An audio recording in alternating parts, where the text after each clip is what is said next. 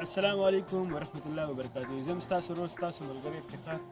مینوالو بیا ستاسو په خدمت کې حاضر یم. زموږ سره زموږ ورور او زموږ ملګری یاسین خان راغلو دي خپل کلي ته او د دې ځای ماحول هم لږ انجوای کوو. د سپرلي موسم دی، ډېر خوند دی په خپل کلي په خپل وطن کې. نو زموږ سره اوس راځئ تاسو ته نور ځایونه هم ښایو او ښه ښایسته شینکۍ هم تاسو ته ښکاري. نو راځئ زموږ سره.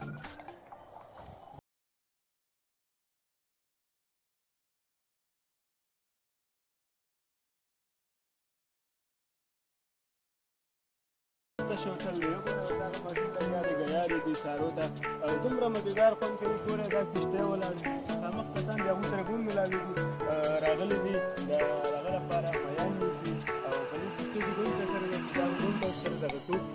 ښایي به تاسو ته چې د دې ځای څومره خوند او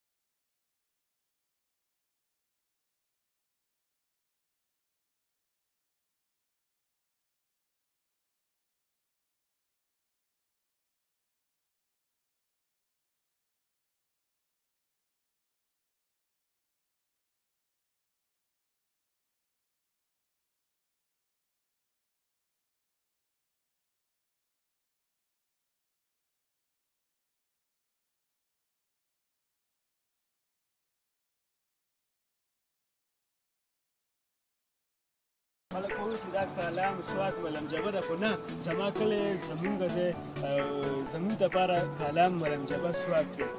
دا ځای د دې ځای نوم دی ضلع چارسده او کلي نوم دی دیوزاده دی. په دې ځای کې دومره ښایسته ښکلا ښایست راځئ تاسو ته به ښایو.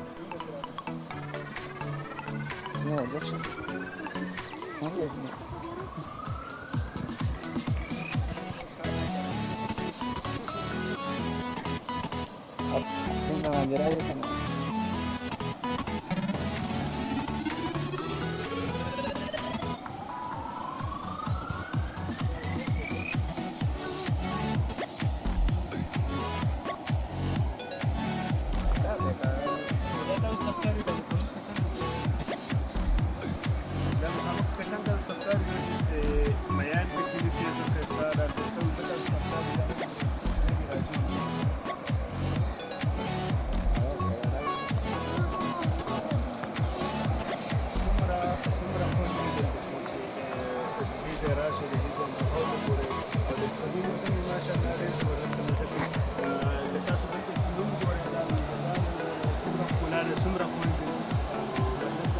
کسان چې ناست دي میان نیسي، څومره ښه لګي او څومره ښه ښکاري.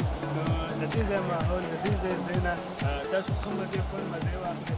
او که چېرې تاسو زموږ ویډیو خوښه شوي نو دا لایک او سبسکرایب کړئ د راروانې نوې ویډیو دپاره او له ګینټۍ را نشان ورسره وګورئ.